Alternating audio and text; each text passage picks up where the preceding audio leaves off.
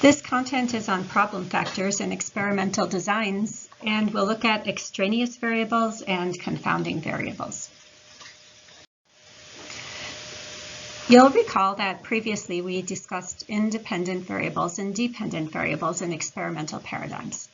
So you know already that the independent variable is what the researcher manipulates, and the dependent variable is the variable that is measured because the researcher thinks that it depends on what's been manipulated.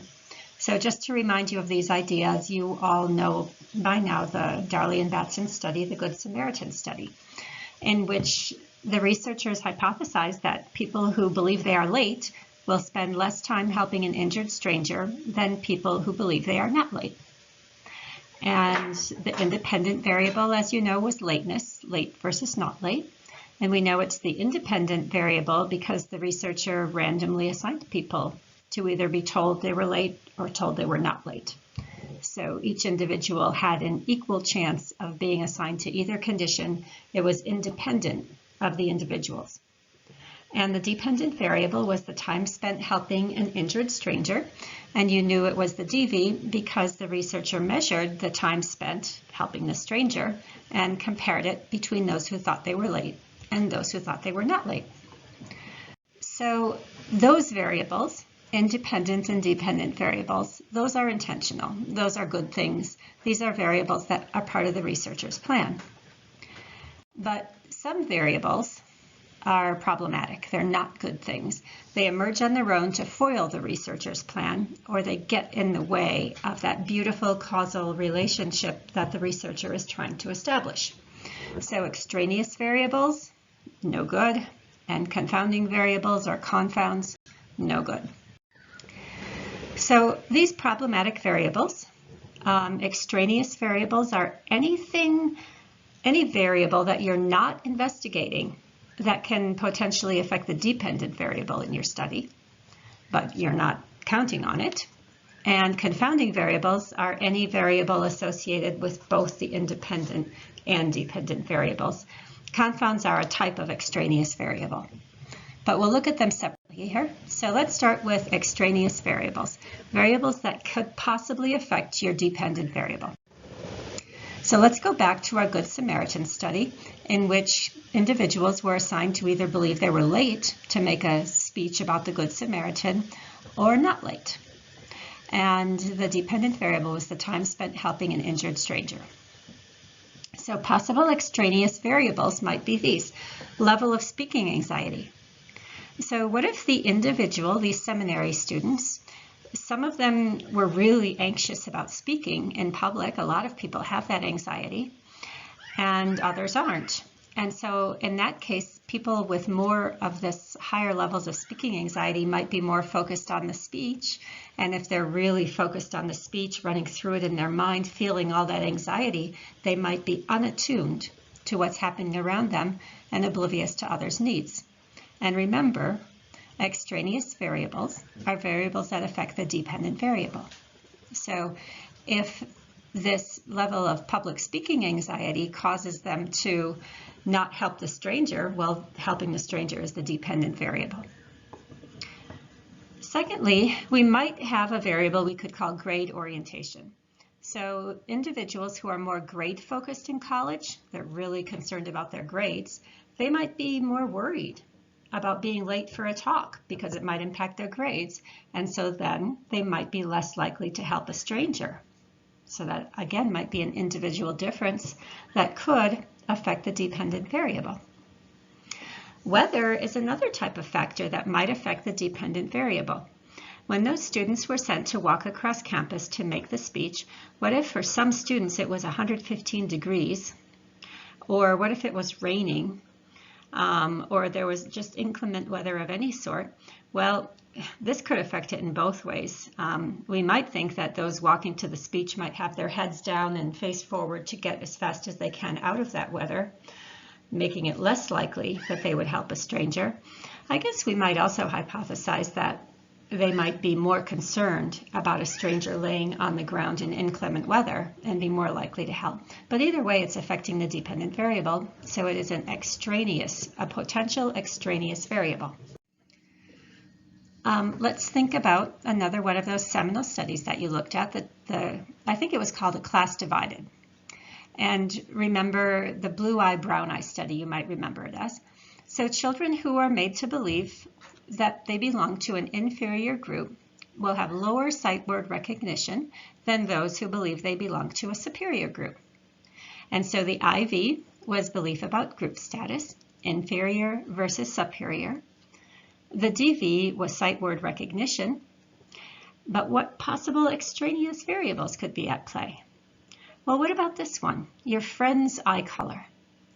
So what I wrote is those whose closest friends were in the opposite group might have a greater reduction in word recognition than others. So I was thinking about, if I was critiquing this study, I'd say, well, is that something we should consider? What if this child alone was brown-eyed and all of their friends were blue-eyed, and so at recess, some children had a greater impact on whether they could be with their friends than other children? That could make them feel lonely and more down than the intervention itself of believing that they were inferior.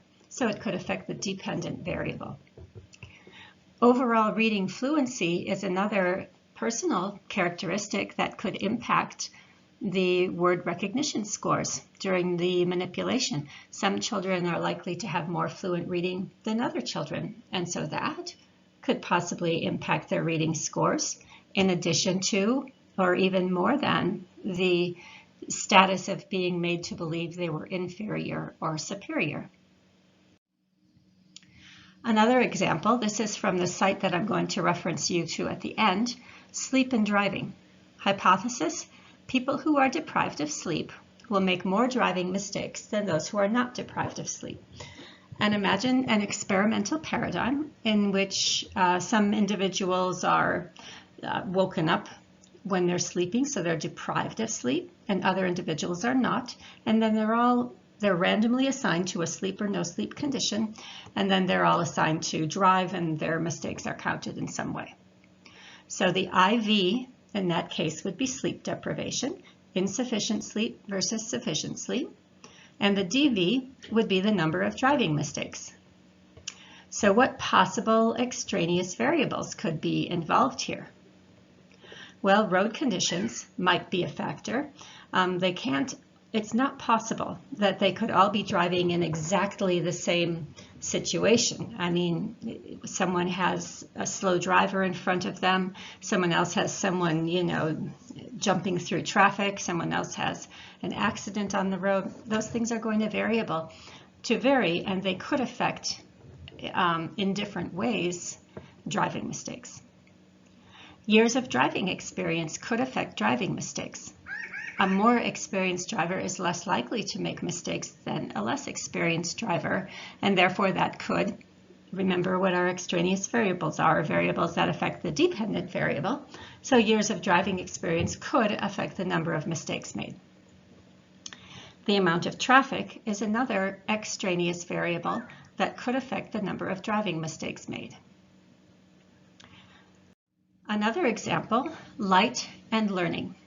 Imagine that researchers hypothesize that light makes a difference on learning, and that students who study with daylight conditions will have greater memory capacity than those who study in dimly lit conditions.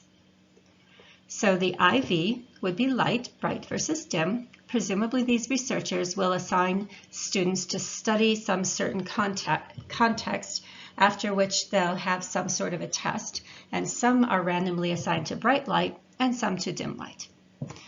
And then the DV, what the researchers are going to measure is the number of concepts recalled. What extraneous variables could come into play that could affect how well students recall this content? Well, time of day might be a factor. Some people are freshest in the morning, and many people are freshest in the morning after they've had a cup of coffee, and so that could impact how well they can recall the content. Hours of sleep the night before. If some students had inadequate sleep the night before, they might not study as well and might not learn as well. Interest in the topic. Some students, whatever the topic is that the researchers have chosen, some students just might be more interested than others, and that could affect how well they recall the concepts. And motivation to perform well. is another possible extraneous variable that could impact the outcomes of the experiment. So we need to think about all of these things when we're considering whether we have a good, robust experiment. So try it yourself. Think about our Bobo doll study. You know that the hypothesis was that children who observe an adult hitting a doll will be more likely to behave aggressively toward the doll than those who observe the adult playing with the doll. We know that the IV was adult behavior, hit versus play, and the DV was aggression, the child's aggression. What possible extraneous variables could there be? So we have several types of extraneous variables. The first type are demand characteristics. And by this we mean cues that encourage participants to conform to the researcher's desired outcome. So if the participants can figure out what the researchers are trying to study, they might act accordingly. Like if the Good Samaritan students were able to ascertain that the injured person was just a ploy, well, they would all stop and help. Like if you knew that when you were given that prompt that what the researchers were really interested in was that injured person, then you would undoubtedly stop to help. And so how do we solve this problem of demand characteristics? Well, one solution is blinding. And what blinding means is that individuals, whoever they are, don't know what's going on. So we want to ensure that participants are unaware of the condition to which they are assigned. And like, for example, in a medicine trial, you've all by now heard of placebos. That is, we give some people the real medicine and we give other people the medicine that looks the same, but it isn't real. That way the participants can't imagine the results because they don't know if they've had the medicine or not. And so in that kind of a study, when a placebo is possible, then that's a really good solution. And you can even have like placebos in some social psychology experiments, like have a condition where you're not sure if you're getting the treatment or not because you don't know exactly what the treatment is. Another solution is disguising. We create filler activities that are unrelated to your experiment to disguise the true purpose of the experiment. So if we're interested in measuring word recall, but we put our word recall task in the middle of a bunch of other tasks that we're not interested in, then we help to minimize demand characteristics.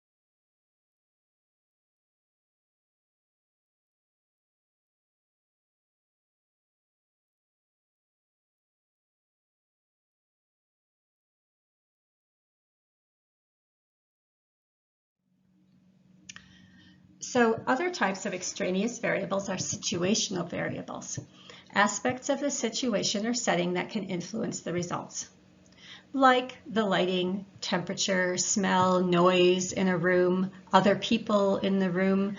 These are all just some examples of situational factors that could impact outcome in some experiment.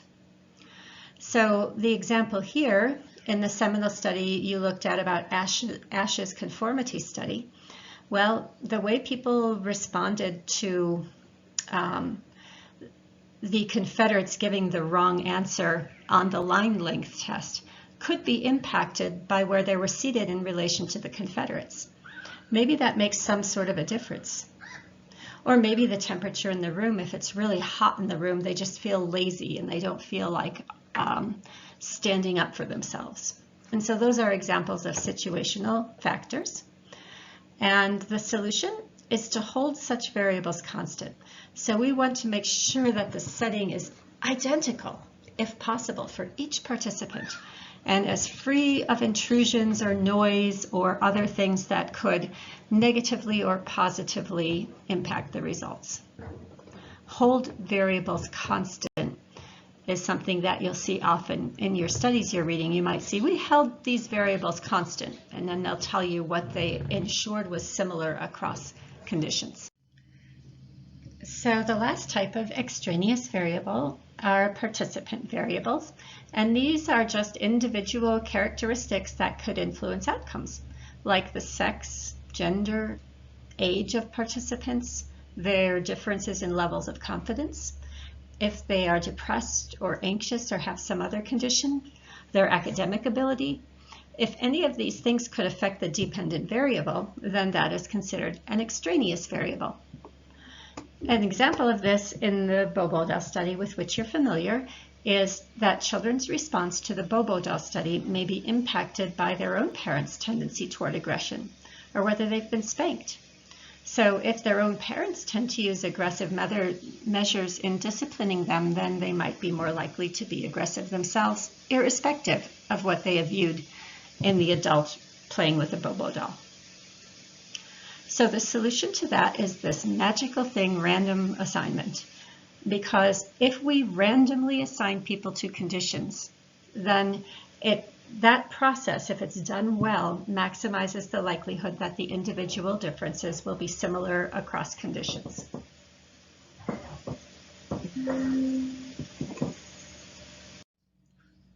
Next, we're going to be talking about confounding variables, which are variables that relate to both your independent and dependent variables.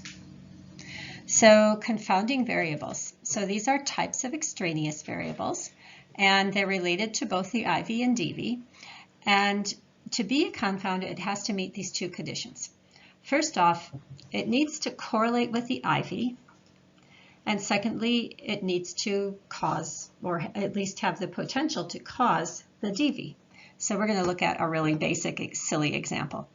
So the simple example, ice cream and sunburn. So you have collected a lot of data and you've discovered that ice cream consumption is higher on days when sunburn is also higher. So does this mean that ice cream consumption causes sunburn? And the answer to this is no, of course. We know that's true already, but why? It's because of a confounding variable. And in this case, the confounding variable is temperature. Dry, hot, sunny summer weather both causes people to eat more ice cream and makes it more likely that they're going to get sunburned. And so this is an example of what we looked at earlier for a correlational study, meaning that we could say that sunburn and ice cream consumption are related, but we can't say that one causes the other because of, at that time, we called it a third variable effect. And here, the same thing is a confounding effect. So let's go to our seminal studies, divided classroom. Our hypothesis is that children who believe they belong to an inferior group perform lower on sight word recognition than children who believe they belong to a superior group. We know the IV was their belief about group. We know the DV is word recognition. Now, imagine this little scenario. Imagine that this classroom had some ethnic diversity, meaning they had kids from different races. So minority populations are more likely to have brown eyes. And we also know that minority populations are more likely to experience discrimination in everyday life. And so we might say that minority status is a confound or a confounding variable. So is it a confound? Let's see if it meets our criteria. Criterion 1, it has to correlate with the IV. So check that's true. Minority status does in fact correlate with eye color. So more likely to have brown eyes if you have a minority status. Criterion 2, it has to affect the dependent variable. This is also true. Minority status can impact test performance because of that kind of discrimination and inequity that's so often a part of our culture.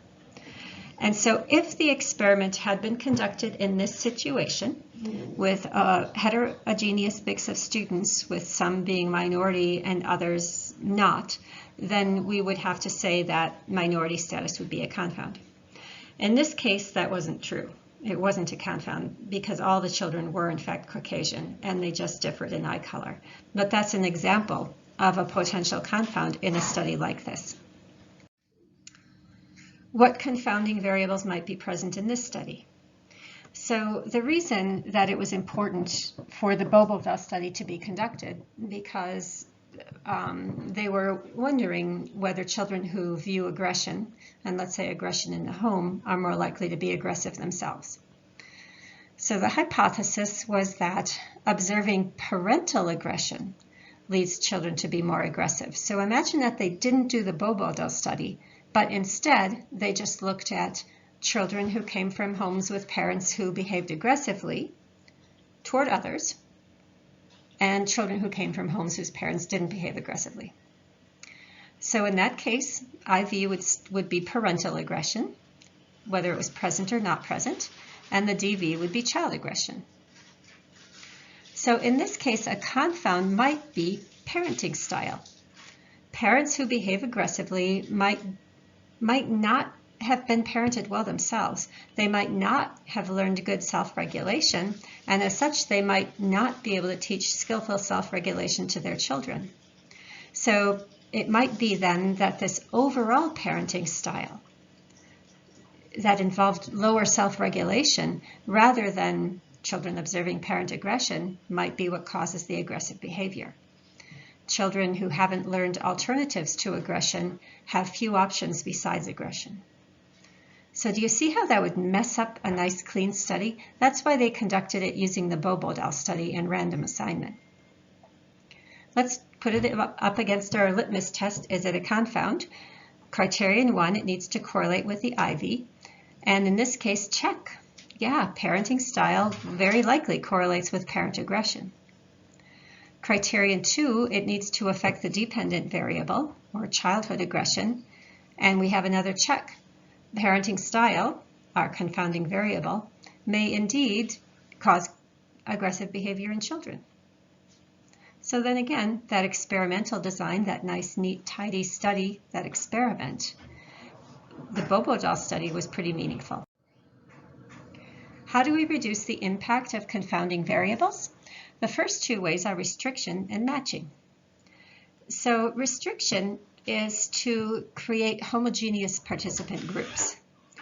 If we include only participants with similar characteristics, then those characteristics can't be confounds.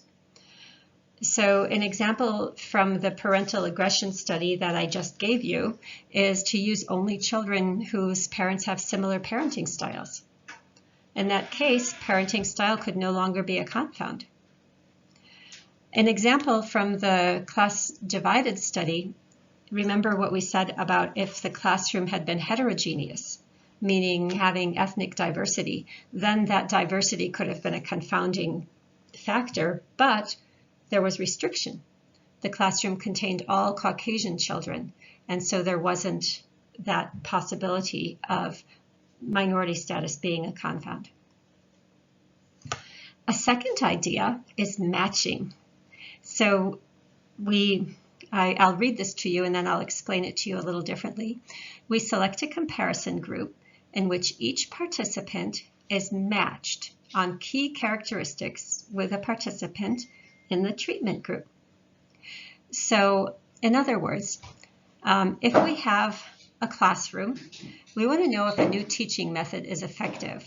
And we're going to study that by comparing two classrooms, but we're a little concerned that the children in the classroom might have different characteristics, and therefore our results wouldn't represent the new teaching method. So what we would do is we would identify the classrooms, and then we would make sure that each child who's going to be in the classroom with a new teaching method is matched on key characteristics with a child in the comparison classroom that is not going to have the new teaching method. So for example, let's say child 1 is a male with a very high reading ability and strong grades and high motivation. Well, we would find a child in classroom 2 who had similar characteristics, and we would pair them. And we would do that for every child in both classes. And once we had everyone paired, then we would be able to run our statistical test comparing those individual children instead of the classrooms as a whole. There are two more ways to reduce the impact of confounding variables: statistical control and randomization. So you'll see this written in the documents we're reading, statistical control. So what it means is we include the possible confounding variables as control variables in the statistical test. And what that does is then we put together, those of you who haven't yet had statistics, this will sound like unfamiliar language to you, but what it means is that we include this control as a variable, and then the model that we use pulls out the effect of that possible confounding variable so that we can see the effect of the independent variable with that pulled out. So as an example, if we included speaking anxiety as a statistical control variable in our analysis, we could tease out this characteristic from the effect of the lateness prompt. Next, randomization. If we use a sufficiently large number of participants, then we can randomly assign individuals to treatment and control conditions. And if we randomize well, these individual differences should be similar across conditions. So the difference then between extraneous and confounding variables is presented in this simple model. In all of these cases, what we're looking for is, does the IV affect the DV? That's what we're looking for. An extraneous variable affects the DV only. A confounding variable affects the IV and the DV. So both extraneous variables and confounding variables, or confounds, impact internal validity. So you'll recall that internal validity is the robustness of a study design, meaning that the researcher has created a study in which the causal relationship between IV and DV is clearly established. Extraneous and confounding variables muddy this relationship, allowing critique of the study design and doubt about the causal relationship intended. So more information, of course, in your textbook, but in addition, I recommend this site as giving some more examples and slightly different words of describing these phenomena. Thanks for tuning in.